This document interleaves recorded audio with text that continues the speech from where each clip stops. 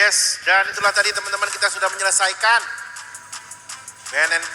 Baru menang ya RRQ ini, Onyx Ya, ya. kali ini akan menjadi penentuan bagi kedua tim. Mana apa dong? Kita akan melihat apakah akan ada game kelima atau sebaliknya. Maka dari itu langsung saja saya kembalikan lagi ke caster yang sudah bersiap-siap di sebelah sana, Ranger Mas dan juga Choji. Silakan. Thank you Mas Gireka. Match point. Poin penentuan untuk Onyx Indonesia dan juga Epic Brand. Karena mereka harus membawa game ini ke game yang kelima, Choji. Yes. Karena kalau tidak, Onyx harus mengakui kekuatan Mana, Epic Brand. Coy? Tapi kalau game kelima, Mana lu? semua udah reset, semua akan menuju ke best of one. Dan tentunya ini akan lebih malam lagi kita melihat Yes. dan makin deg-degan. Tentunya sebagai Indo Pride ya, kita inginnya melihat adanya Grand Final Indo lawan Indo. Oh, pasti. Jelas. Pasti. Yes, maka dari itu kita doakan semaksimal mungkin. Dan good luck untuk Onyx dan juga AP Brand. Langsung saja kita lihat untuk game keempat AP Brand melawan Onyx. Kita tetap harus semangat untuk mendukung dan di rumah juga jangan kendor kolom komentar, ramaikan dukungan kalian.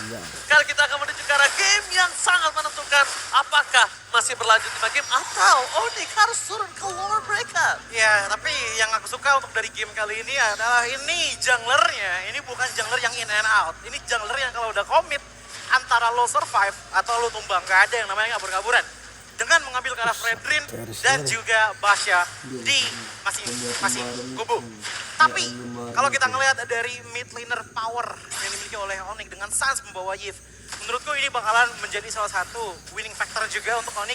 Ingat, point kristal itu slownya bakalan parah banget efeknya ke arah Baxia dan juga Terisla. Alright, dan bahkan kalau bisa kita bilang juga ini salah satu hero power dari Sans itu sendiri.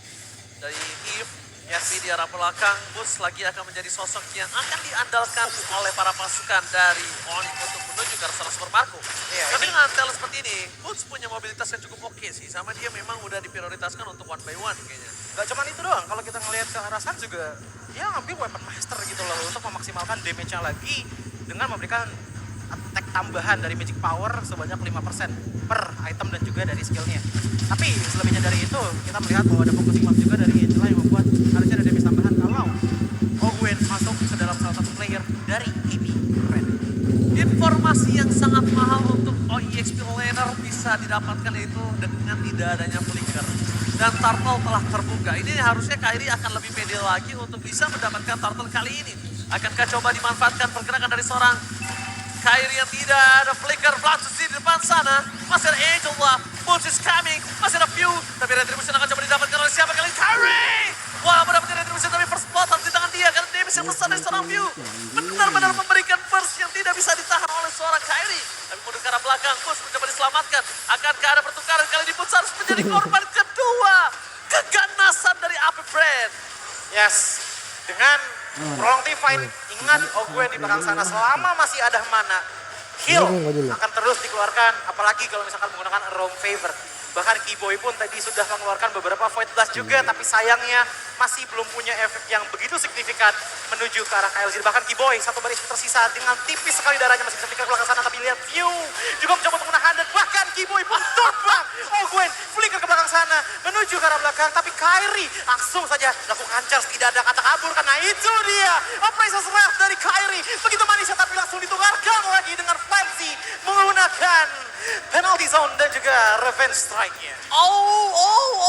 Apakah Keyboy tadi tumbang dengan adanya purple buff yang membuatnya terpatok sekali dan langsung turun di depan sana. Tapi kayaknya harusnya kena buff sih. Harusnya tadi. Harusnya kena buff sih menurut aku ya. Yes. Tapi para pasukan dari Onyx kayaknya mereka udah mulai ketinggalan 2 poin kill.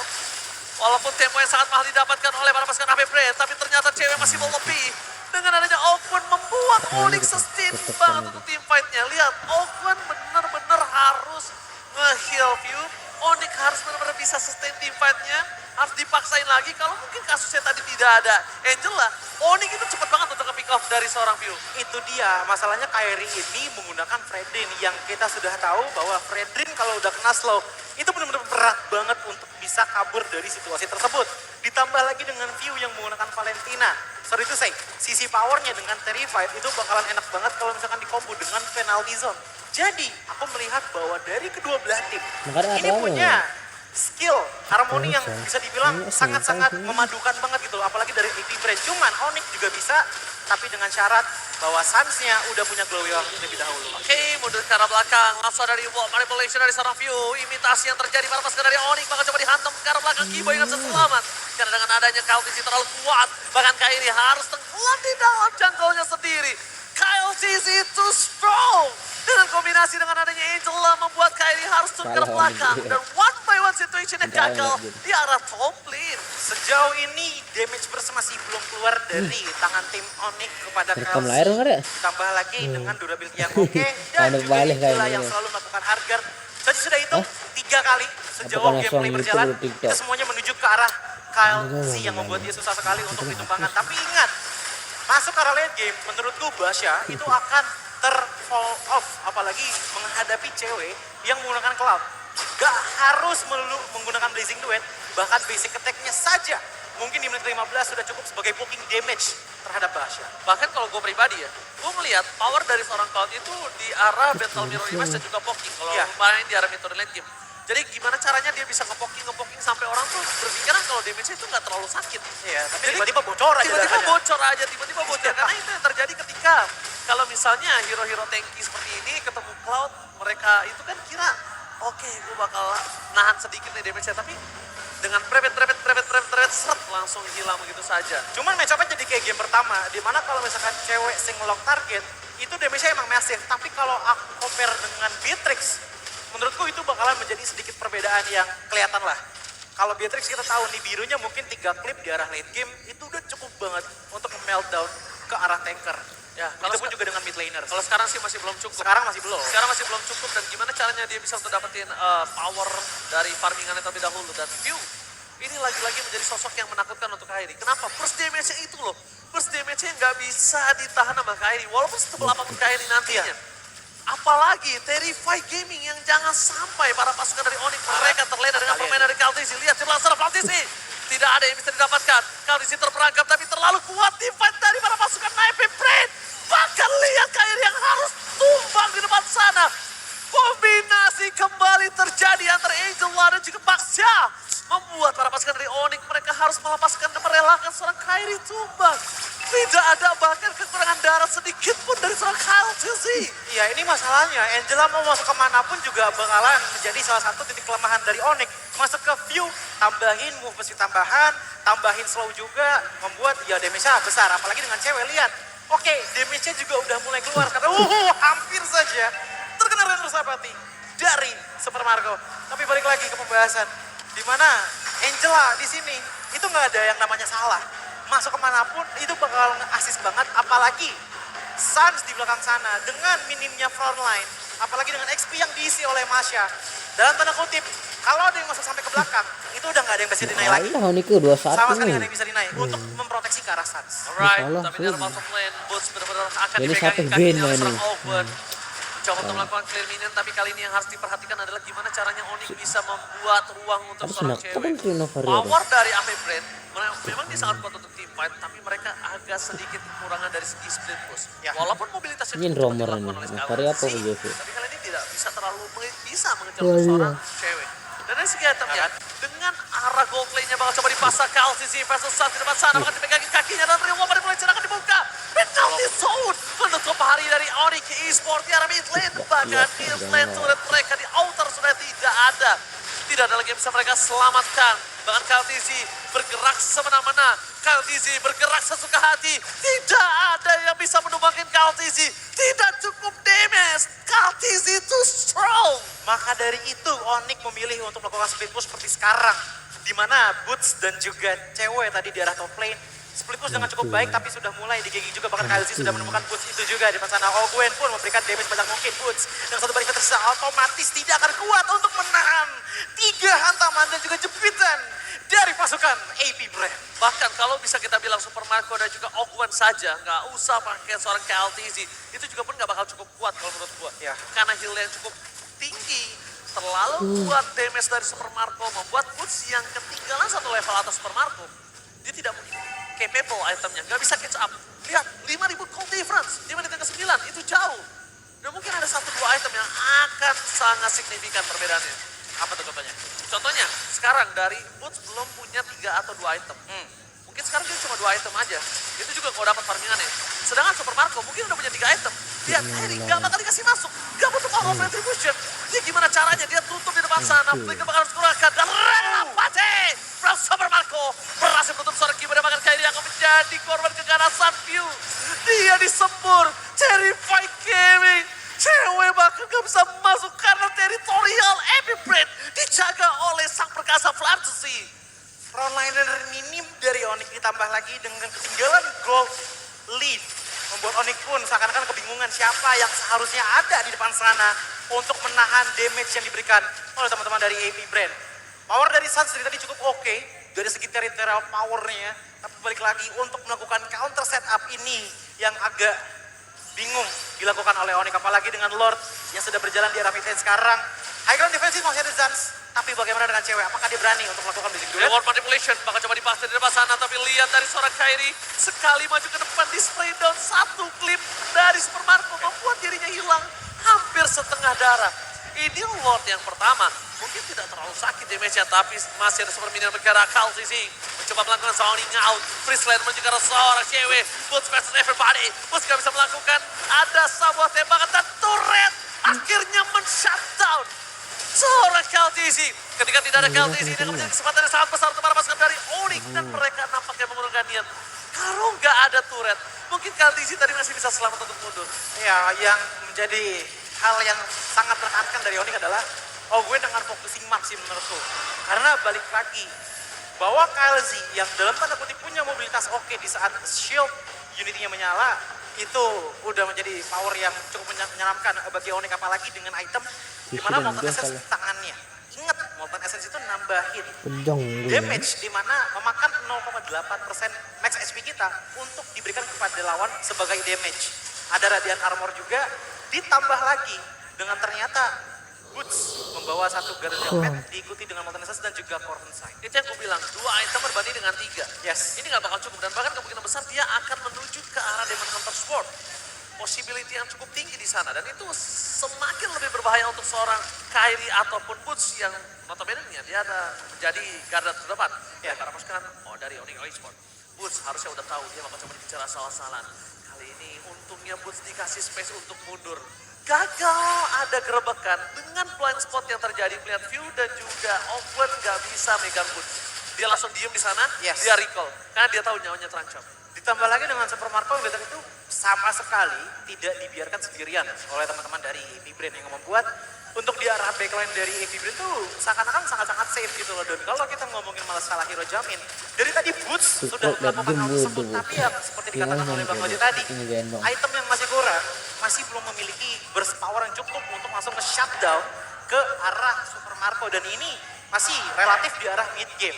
Kalau sudah sampai late game sih udah makin berbahaya lagi sih kalau menurutku. Oke, kita melihat apakah ini akan ada take over world yang didapatkan Onyx.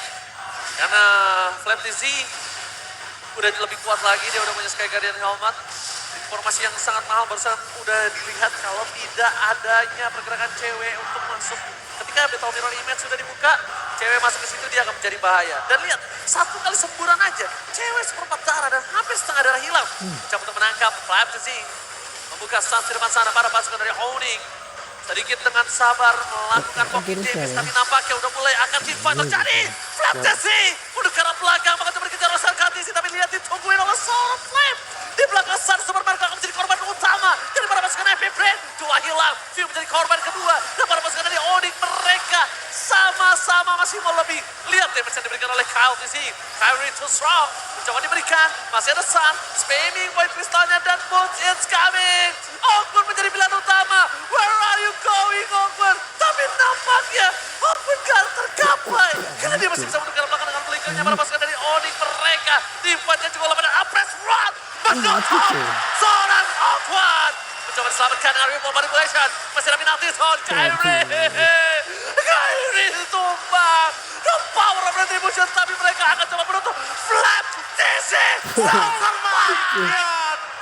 Masih bisa survive. Owen di belakang sana. Pure. Itu dia. Long waves yang dikeluarkan oleh Angela menjadi supporter ataupun tiang durability dari AB Brand. Kita sudah bisa melihat bahwa FC ini menggunakan Terizla yang bisa mendapatkan damage reduction up to 30% di saat HP-nya menghilang. Ditambah lagi dengan heal yang dibawa oleh Ogwen. It takes too long untuk teman-teman dari Onyx bisa langsung men-shutdown ke arah dua player tersebut. Apalagi dengan Kairi yang membawa Fedrin, yes diikuti oleh Boots. Tapi mereka tidak unggul dari segi healing powernya.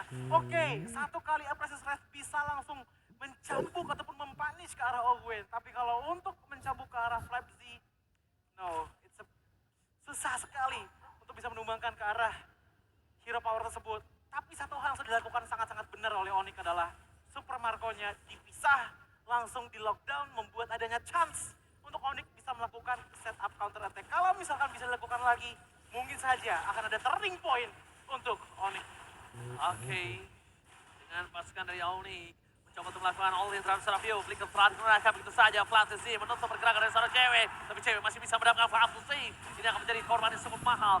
Tidak ada player yang dimiliki dari para pasukan Everbrand. Akan coba dipasang. Kyrie kali ini udah mulai harus berpikir dua kali lagi sebelum dia bisa menangkap seorang Flatzy. Dan karena flicker dari Flatzy tadi gak terlalu berimpact oleh seorang cewek. Ya, ini udah mulai mereda dari segi kondisinya. Bahkan damage leaderboard, walaupun teman-teman dari Onyx lagi fall off dengan perbedaan network yang ke 6000 Suns, tetap bisa memberikan damage yang paling tinggi untuk di menit 15 kali ini dengan 60 damage yang dikeluarkan. Tapi Onyx sudah mulai Oh my berhasil. god, informasi itu Glacier telah dibuka, tapi spray down from Super Marco.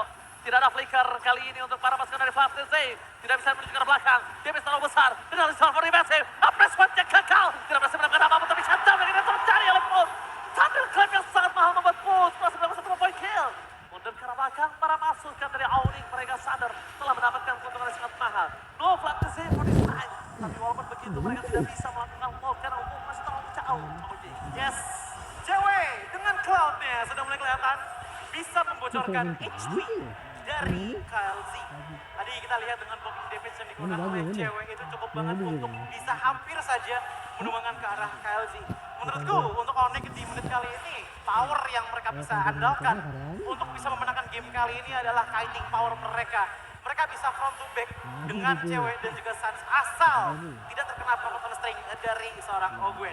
Untungnya dengan adanya Battle Mirror Image sepertinya pelarian cukup masih mudah dilakukan oleh teman-teman dari Onyx. Tapi untuk Kyrie yang dari tadi harus mencari solusi bagaimana caranya di saat Kyrie masuk ke arah front line, dia tahu di saat dia tidak bisa pulang, tapi setidaknya ada trading yang baik untuk Onyx. Entah itu menumbangkan ke arah Super Marco ataupun View. Dengan View itu hanya butuh 2 skill source saja untuk bisa hampir me-one shot ke arah seorang cewek. Dan Lord akan hadir dalam 3 detik lagi. Oke, Lord sudah hadir. KLTC sudah berada di garis depan. Kalau melihat para pasukan dari Onyx, mereka akan coba mengejar seorang cewek. Bahkan retribusi telah dikeluarkan, informasi yang telah diberikan ini adalah tidak ada retribusi dan tidak ada sprint. Kalau ngomongin soal untung, ini mungkin agak lebih di arah KLTC. Karena dia tidak terlalu lama seperti sprint seorang cewek. Tapi lihat Ogwen telah keluar dari harganya. Mundur ke arah belakang. Fokus dari seorang Put. Dan sekarang seorang Ogwen. Oleh begitu saja. Dapat satu momen kill. Soal sisi. Tampaknya tidak terlalu berarti karena blast hit to it. Terlalu cepat. Membuat View berhasil dapat satu momen kill untuk seorang cewek. Soal sisi. Hanya immortality-nya saja yang pecah. Dan dia tidak bisa ditumpangkan. Karena cewek sudah tumpang oleh seorang View. Sama-sama bermain backline. Kalau kalian sadar. Onyx incer backline dari AB Brand. Sedangkan AB Brand juga incer backline dari Onyx. Jadi sama-sama backline yang diserang. Dan bahkan kalau misalkan kita ngelihat dari Suns itu sendiri ya, dia tuh sempet gak bisa kabur di arah early game-nya. Tapi sekarang untuk di arah backline itu sudah mulai diamankan. Karena kenapa? Bukan karena ada yang jagain, tapi Boots-nya juga ngincer ke arah backline yang membuat fokusnya. Justru arah Boots dan Suns pun dilepas begitu saja membuat dia memiliki territorial power yang sangat kuat menggunakan Yef-nya. Oke, KLTC standby on position. Dengan adanya hardguard, tanda mark dari hardguard ini membuat para pasukan Onyx harus bubar. Dan mereka sadar, mereka harus dorong dari lane ini di arah bottom lane dulu sih. Kalau Onyx, kalau mereka ingin bisa mendorong dari segi laningnya. Top lane udah pasti kedorong, Karena dari Angela itu agak terlalu lama kalau untuk melakukan clear minion. Tapi mereka bisa possible-nya dorong di arah mid terlebih dahulu. Oh, Dorong Angela sedikit udah mati. biarkan Oh, Boots iya kan, mencari di mana udah harus bisa ngelapin dari halo. belakang. Karena Kyrie udah megang lordnya. KLTZ akan all in sebentar lagi. Dan para pasukan dari Onyx, mereka telah mendapatkan informasi di mana Super Marco berada dengan adanya Rainbow Apathy yang sudah dikeluarkan Choji. Seperempat saat terakhir, para pasukan dari Onyx mereka udah mulai membuat barikade untuk seorang Kyrie bisa bertahan di arah Lord. Mereka mencoba mengejar Flash maka terjadi masa begitu saja. Tapi KLTZ masuk ke dalam. Para pasukan dari Onyx, mereka mencoba untuk memasak KLTZ. Tempakan retribution from KLTZ. Berhasil didapatkan. Tapi bukan itu masalah utamanya. Gimana caranya mereka bisa mempertahankan lady mereka. Walaupun begitu KLTZ harus menjadi korban keganasan. View, di one manipulation. Rainer Abate, gagal the flashing tuan from cewek. Berhasil mendapatkan satu point kill. Mundur ke arah belakang cewek. Cewek harus tertinggal. Francis itu strong. Bakal Lord bergerak tidak ada yang bisa mengcovernya Jody. Yes, satu pertukaran terhadap cewek tapi ditukarkan dengan adanya dua player ditumbangkan dengan View dan juga KLC yang hilang. Tapi problemnya adalah Onyx dengan Lord yang sedang berjalan ini akan sedikit merepotkan ya untuk bisa menahan wave yang lainnya yang datang dari top lane dan juga di arah bottom lane. Yang dilakukan dari Onyx menurutku sangat-sangat pintar sekali dengan boots di arah depan sana. KLZ-nya memaksakan untuk mengambil arah Lord. Tapi dengan paksaan tersebut, Lord-nya hanya menjadi Lord untuk menambahkan durasi permainan saja. Mengingat dengan dua player yang hilang, push potensial yang didapatkan oleh Epic Brain tidak bisa terlalu efektif. Apalagi dengan Sans yang masih hidup dengan real world manipulation-nya. Onyx sudah mulai menunjukkan seberapa tajam kekuatannya untuk di menit kali ini. Tapi satu hal yang harus di-note, Boots ini benar-benar harus banget fokus untuk bisa ngambil ke arah backline seperti tadi. Karena di saat Ogwena sudah hilang duluan, itu menjadi momen manis untuk Onyx melakukan team fight. Dan itu dia yang sempat aku bilang di early sebelum game pertama mulai. Kalau misalnya Kyrie masuk ini walaupun Valentina nih, memegang agak. retribution terbaik di Indonesia. Tapi dari kemarin KLTZ dia dengan sangat confident masuk ke arah belakang. Dia pede banget bisa adu dengan seorang Kyrie. Dan memang terbukti beberapa belakangan ini. KLTZ ketika pertemuannya dengan Kyrie, dia lebih unggul dari objektif yang dia miliki.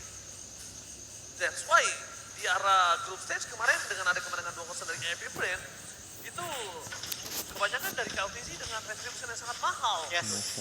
Maka dari itu, ini yang menjadi kontes lagi untuk di Lord berikutnya yang akan hadir dalam sekitaran mungkin 50 detik lagi bagi kedua belah kubu.